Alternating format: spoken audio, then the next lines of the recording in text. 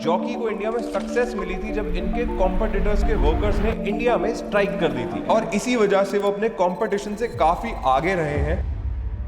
India में undergarments का नाम सुन के आपके दिमाग में क्या आता है? Lux, Rupa, dollar. बट जितनी सेल्स ये सब मिलकर नहीं करते हैं उतनी सेल्स अकेले करता है जॉकी। एंड क्या आपको पता है कि जॉकी को इंडिया में सक्सेस मिली थी जब इनके कॉम्पिटिटर्स के वर्कर्स ने इंडिया में स्ट्राइक कर दी थी। इस केस स्टडी में आपको मिलेंगे बहुत सारे बिजनेस और मार्केटिंग लेसन्स एंड फाइनली ये समझेंगे कि कैसे जॉकी ने अंडरवेयर का टैबू इंडिया में तोड़ दिया था। जॉकी का सफर शुरू हुआ था 1934 में विस्कॉन्सिन यूएसए में, जब सैमुअल कूपर और उनके सन्स ने अपनी अंडरगारमेंट मैन्युफैक्चरिंग शुरू की थी। 1934 में उन्होंने जॉकी ब्रीफ्स लॉन्च किए जो अपनी वाई शेप्ड फ्लाई की वजह से एक सेंसेशन बन गए थे और उन्होंने 3 महीने में 30,000 से ज्यादा यूनिट्स को बेच दिया था। लेकिन ये स्टोरी बस एक ब्रांड की नहीं है, ये एक ऐसी फैमिली की भी है जिन्होंने अपने दिमाग और मेहनत से जॉकी को इंडियन मार्केट्स तक पहुंचा दिया। इसी फैमिली बिजनेस की शुरुआत हुई थी फिलीपींस में। एक सिंधी बिजनेसमैन ने 1930 में अपना बिजनेस शुरू किया था वी लीलाराम एंड कंपनी के नाम से। ये बिजनेस इनिशियली गारमेंट्स के इंपोर्ट एंड एक्सपोर्ट का था, जिसमें उन्होंने नियर बाय कंट्रीज से गारमेंट्स इंपोर्ट करके फिलीपींस में बेचे। ये बिजनेस मॉडल बहुत ही सक्सेसफुल रहा और 1959 में जॉकी इंटरनेशनल, जो अब जॉकी के नाम से जाना जाता है, उन्होंने वर्मोहल को फिलीपींस में जॉकी का ब्रांड लाइसेंस दे दिया था। 1962 में जॉकी ने पहली बार इंडिया एंटर करने की कोशिश की थी, लेकिन 1973 में गवर्नमेंट के फॉरेन एक्सचेंज रेगुलेशन एक्ट के चलते जॉकी को इंडिया से वापस जाना पड़ गया था। इसी बीच कॉम्पिटिटर्स जैसे रूपा, वीआईपी, लिबर्टी ने मार्केट को डोमिनेट कर लिया था। लेकिन 1991 में इंडिया की इकोनॉमी लिबरलाइज हो गई और जॉकी को वापस आने का अच्छा मौका मिला, तो उन्होंने उसी फैमिली को चुना जिन्होंने उनके बिजनेस को फिलीपींस में फ्लरिश किया था। 1993 में सुंदर गिनोमल ने अपनी फैमिली के साथ इंडिया का टूर किया। उन्होंने देखा कि इनरवेयर कैटेगरी इंडिया में एक लो प्रोफाइल प्रोडक्ट है, लेकिन उन्हें यह भी समझ आया कि Indian markets and Indian consumers अब एक प्रीमियम इंटरनेशनल ब्रांड के लिए रेडी थे। उस वक्त पेज इंडस्ट्रीज का फाउंडेशन रखा गया, जिसका नाम उन्होंने अपनी माँ के नाम पर रखा, परपति गिनोमल। जॉकी को इंडिया में फिर से लॉन्च करने का उनका प्लान काफी क्लियर था। प्रीमियम पोजीशनिंग और हाई क्वालिटी प्रोडक्ट्स के साथ इंडियन मार्केट्स को जीतना है। उन्होंने मार्केट रिसर्च भी करवाई और रिजल्ट्स उनको पॉजिटिव नजर आए। उनको लगा कि इंडिया में एक प्रीमियम ब्रांड की जरूरत थी जो कंज्यूमर को एक एक्सपीरियंस दे, सिर्फ प्रोडक्ट नहीं। 1995 में जॉकी का ग्रैंड लॉन्च किया गया और पेज इंडस्ट्रीज ने अपने डिस्ट्रीब्यूटर्स को एक प्रीमियम एक्सपीरियंस देने के लिए उनको एक्सक्लूसिव इवेंट्स में इनवाइट किया। उन्होंने अपने डिस्ट्रीब्यूटर्स के लिए एक फैशन शो ऑर्गेनाइज किया था, जिसमें सुष्मिता सेन, जो तब रिसेंटली मिस यूनिवर्स बन चुकी थी, उनको इनवाइट किया गया। ये लॉन्च आईटीसी विंडसर होटल में हुआ, जहां सुष्मिता सेन को देखा गया और एक ग्रैंड सेलिब्रेशन के साथ जॉकी का पहला स्टोर भी ओपन किया गया। ये एक पावरफुल मार्केटिंग स्ट्रैटेजी थी जो सिर्फ ब्रांड इमेज को एलिवेट ना करे, बल्कि डिस्ट्रीब्यूटर्स को एक सेंस ऑफ बिलोंगिंग भी देती थी। सुष्मिता सेन की प्रेजेंस ने जॉकी को एक ग्लैमरस ऑरा दिया, जो हर कस्टमर के माइंड में अपने प्रोडक्ट की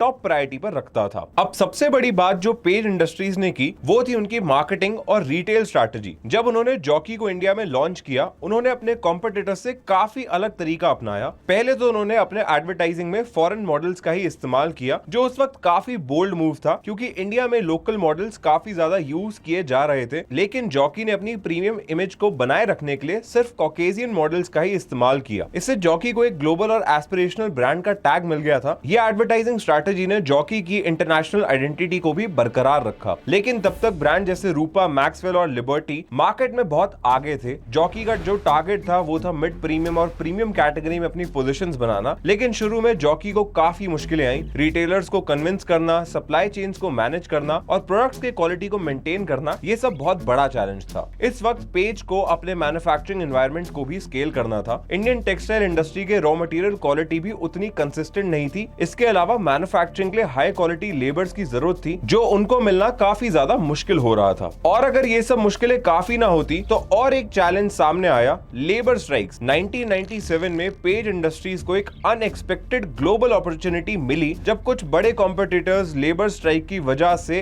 अपने ऑपरेशंस को मैनेज नहीं कर पा रहे थे। ये कंपनीज थी टैंटेक्स और एसोसिएटेड अपैरल्स। टैंटेक्स का लेबर रिलेटेड शटडाउन की वजह से 1997 में उनके प्रोडक्शंस काफी टाइम के लिए रुक गए थे और ये स्ट्राइक 2 साल तक चली थी और टैंटेक्स के रेवेन्यू गिरने लगे। इसी वक्त एसोसिएटेड अपैरल्स को भी अपने फैक्ट्री में लेबर लेबर स्ट्राइक का सामना करना पड़ा। इसकी वजह से उनकी सप्लाई चेन काफी डिसरप्ट हो चुकी थी। ये दोनों कंपनीज जो अपनी मार्केट में स्ट्रॉन्ग पोजीशंस होल्ड कर रही थी, अब मार्केट से सडनली गायब होने लगी। और ये सब होता हुआ देख के पेज इंडस्ट्रीज ने अपने कॉम्पिटिटर्स के डाउनफॉल का बड़ा फायदा उठाया। जॉकी ने अपनी मार्केटिंग स्ट्रैटेजी को एग्रेसिवली एग्जीक्यूट किया और डिस्ट्रीब्यूटर्स और रिटेलर्स को कन्विंस किया कि उनका प्रोडक्ट बेस्ट है। इस टाइम पे ऑलमोस्ट सारे लार्ज इनरवेयर रिटेलर्स जो नॉर्दर्न एंड वेस्टर्न बेल्ट में थे, उन्होंने अपनी स्टॉक शिफ्टिंग कर ली और जॉकी को अपना प्राइमरी ब्रांड भी बना दिया। ये एक गेम चेंजर मोमेंट था जॉकी के लिए और पेज इंडस्ट्रीज को ये अपॉर्चुनिटी मिलने की वजह से उनकी सेल्स 3 साल में डबल हो गई। 2000 तक आते आते पेज ने अपनी सेल्स को 21 करोड़ से 50 करोड़ तक ले गए और रिटेल नेटवर्क 10,000 आउटलेट से ज्यादा हो गया था। जॉकी के लिए ये जो फेज था वो एक डिफाइनिंग मोमेंट था। जब टैंटेक्स और एसोसिएटेड अपैरेल्स जैसे कॉम्पिटिटर्स अपने इंटरनल क्राइसिस से झूल रहे थे, पेज इंडस्ट्रीज ने अपनी फोकस को और भी ज्यादा शार्पन किया। उन्होंने अपनी मैन्युफैक्चरिंग को स्केल किया, अपने प्रोडक्शन प्रोसेस को ऑटोमेट किया और हर ईयर नए प्रोडक्ट्स लॉन्च किए। 2004 से 2015 तक पेज ने हर साल एक नया प्रोडक्ट रेंज इंट्रोड्यूस किया, जैसे कि जॉकी जोन, ब्रासरीज इन 2005 और no panty line promise range in 2006। इन प्रोडक्ट इनोवेशंस के साथ साथ पेज ने अपनी ब्रांड अवेयरनेस को भी इंक्रीज किया और रिटेल मार्केटिंग में भी अपने प्रेजेंस को काफी ज्यादा स्ट्रॉन्ग कर लिया था। जॉकी के लिए उनकी मार्केटिंग स्ट्रैटेजी बहुत ही इंपॉर्टेंट थी। उन्होंने अपनी ब्रांड पोजीशनिंग को प्रीमियम ही रखा और ये बहुत केयरफुली प्लान किया गया था। जॉकी ने अपने स्टोर्स डिस्प्ले को भी काफी डिस्टिंक्ट रखा था। पेज ने एक exclusive display fixture model introduce किया था, जिसमें हर स्टोर में जॉकी का प्रोडक्ट अपने अलग तरीके से डिस्प्ले ही होता था। इसके साथ ही उन्होंने इन स्टोर एडवर्टाइजमेंट्स को भी प्रॉम्प्टली शोकेस किया। ये सब उन्होंने इसलिए किया ताकि कंज्यूमर को एक प्रीमियम एक्सपीरियंस मिले, चाहे वो स्मॉल होजरी स्टोर्स हो या फिर लार्ज मल्टी ब्रांड आउटलेट्स हो। ये अपनी कंपटीशन से काफी अलग थे जो मास मार्केट डिस्ट्रीब्यूशन मॉडल्स का यूज करते थे। लेकिन पेज इंडस्ट्रीज की सक्सेस के पीछे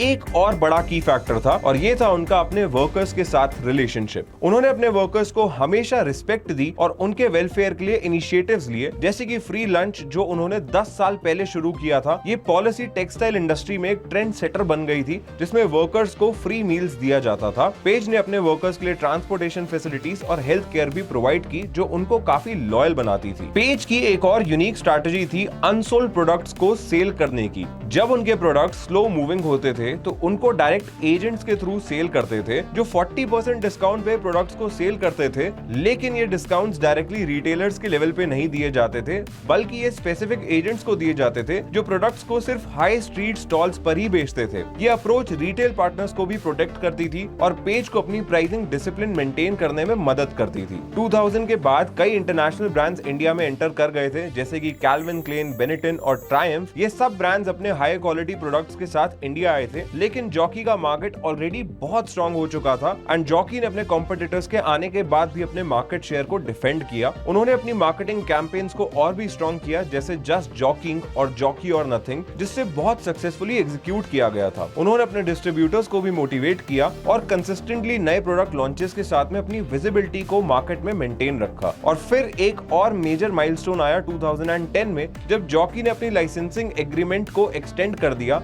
20 साल के लिए, और ये एग्रीमेंट जॉकी और पेज के बीच के रिलेशनशिप को और भी ज्यादा स्ट्रेंथन करता था। एक और इम्पोर्टेंट मूव था 2011 में, जॉकी ने यूएई में अपने लाइसेंस और डिस्ट्रीब्यूशन को एक्सपैंड किया, जो उनकी इंटरनेशनल ग्रोथ का क्लियर इंडिकेटर था। जॉकी ने लाइसेंस को एक्सटेंड करने के लिए और यूएई तक पहुंचाने के लिए पेज का ही इस्तेमाल किया। जॉकी और पेज इंडस्ट्रीज ने हमें ये बताया है कि कैसे ब्रांड को कंटिन्यूअसली इवॉल्व करते रहना चाहिए एंड मार्केट डिमांड के साथ में स्टिक करना चाहिए, व्हाइल अपनी कोर वैल्यूज को भी कभी नहीं भूलना चाहिए। और इसी वजह से वो अपने कंपटीशन से काफी आगे रहे हैं। एक और बिजनेस लेसन यहाँ पर ये है कि आपको हमेशा एक स्टेप आगे रहना चाहिए, खासकर इनोवेशन एंड अपनी प्रीमियम इमेज को हमेशा कंज्यूमर के साथ में रेजोनेट करके मेंटेन करना चाहिए। अगर ये वीडियो पसंद आई है तो इस चैनल को सब्सक्राइब करें एंड कमेंट करके अपना फेवरेट पार्ट के बारे में बताएं। साथ ही में अगर आपको इससे कोई वैल्यू मिली है तो अपने दोस्तों के साथ शेयर जरूर करें। This is Gautam Ninani signing off and I will see you guys in the next one.